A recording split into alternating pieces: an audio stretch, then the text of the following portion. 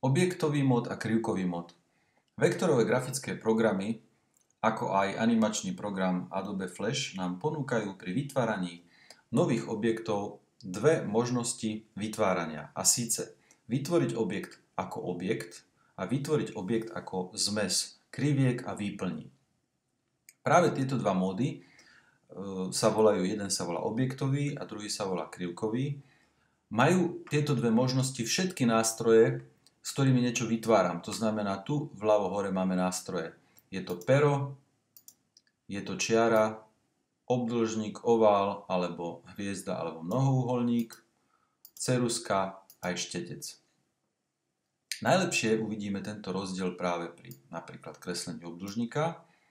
To, v akom móde pracujem, vidím na tomto tlačítku, ktoré ak je zapnuté, čo je teraz, je tmavé, znamená, že som v objektovom móde. Pri vytvorení objektu sa vytvorí objekt, to znamená celý obdĺžnik ako jeden celok.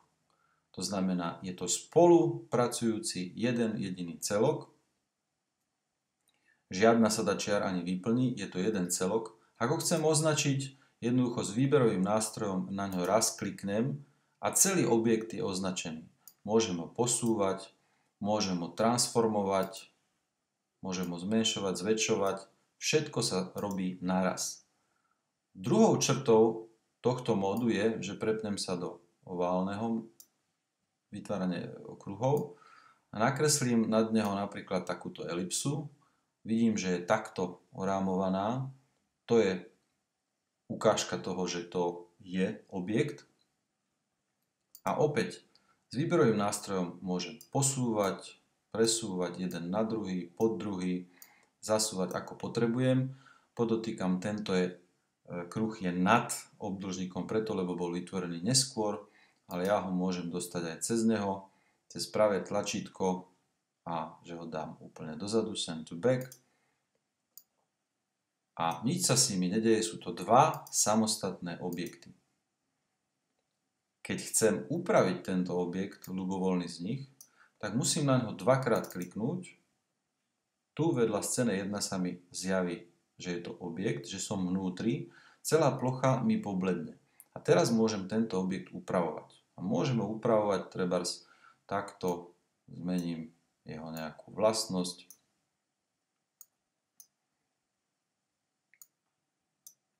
Keď som spokojný, vrátim sa do editácie tým, že kliknem na scéne 1 a som v celej scéne. To znamená, opäť stále sú to dva objekty, stačí jedno kliknutie, nejako sa neovplyvňujú, môžu byť v tej istej vrstve, môžem ich upravovať, je to jeden objekt.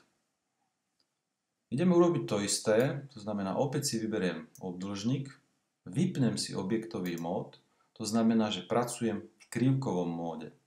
A nakreslím to isté. Nakreslím obdĺžnik a chcem ho označiť s výberovým nástrojom. Ak kliknem len raz, tak vybodkuje sa mi výplň. To preto, lebo obdĺžnik je tvorený 4 úsečkami, 1, 2, 3, 4, ktoré spolu sú uzavreté a nejakou výplňou. Čiže ja keď som klikol len raz, tak sa mi označila len výplň a ja ju vlastne odsuniem preč. A teraz označím jedným kliknutím len na túto časť. Na túto časť. To, na čo kliknem, tak to označím. Čiže sú to krivky, ktoré spolu vlastne nemajú nič spoločné, iba na začiatku sú usporiadané tak, že vyzerajú ako obdĺžnik, ako jeden objekt, ale nie sú jeden objekt. Čiže to je zásadný rozdiel. Zmažem, ešte raz ukážem, nakreslím ten istý obdĺžnik alebo podobný. S výberovým nástrojom kliknem. Ak teda kliknem raz, tak označím len výplň, ak kliknem do stredu. Ak kliknem na jednu stranu, tak označím len tú jednu stranu, pretože opakujem, sú to spolu nesúvisiace samostatné krivky, ktoré momentálne sú uložené tak, že tvoria obdĺžnik. Ak chcem označiť celý okraj, to znamená všetky 4 naraz, tak dvakrát kliknem na okraj a vtedy sa vyznačia všetky. Opäť mám ale označený len okraj, čiže ja teraz keď to zoberiem, tak jednoducho výplň zostane na mieste. Preto otázka znie, Ako označím teda celý obdĺžnik, keď je vytvorený v krivkovom móde? Veľmi jednoducho tak, že dvakrát na ňo kliknem a mám označenú aj výplň, aj všetky 4 krivky, ktoré tvoria okraj. Ďalšia ukážka vlastnosti, zmažem teraz okraj, 2 razy kliknem na okraj, čím sa mi celý označí, s deletom ho zmažem a urobím to isté, čo som robil pred chvíľou. Zoberiem Oval Tool a nakreslím sem nejaký kruh alebo elipsu.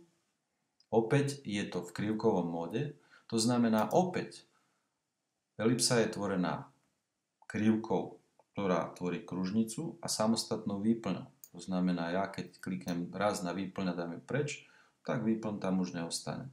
Keď kliknem raz na okraj, ktorý ostal, môžem ho zmazať. No a teraz, čo sa deje pri interakcii, ak takéto dve krivky dám nad seba, kliknem niekde vedľa, tak samozrejme zliali sa do jednej a teraz sa správajú ako jeden celok. Čiže veľmi jednoducho som dva nesúvisiace objekty spojil do jedného.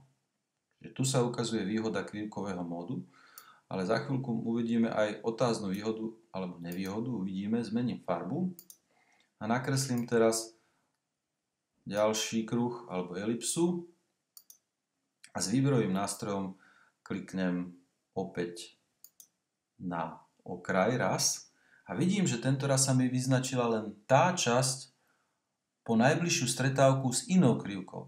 Zmažem, tu mi zostala ďalšia časť, zmažem a teraz kliknem na túto výplň a zoberiem ju preč. A zistím, že touto krivkou som vysekol do inej krivky, do inej výplne, ako keby dieru. Opäť, niekedy je to užitočné, nedá sa to urobiť v objektovom móde. Ak urobím zase toto a kliknem vedľa a kliknem opäť na výplň, odsuniem, vysekol som ďalšiu časť. Čiže tu sa krivky navzájom sekajú. Keď teraz zoberiem obyčajnú čiaru, opäť budem kresliť v krivkovom móde a vediem ju krížom tadeto. S výberovým nástrojom ja teraz môžem označiť. Napríklad tá čiara nie je jedna čiara, ale tým, že prechádza cez inú krivku, tak sa rozdelila na jednu časť, druhú časť, tretiu časť. Čiže napríklad tú strednú ja kľudne môžem zmazať.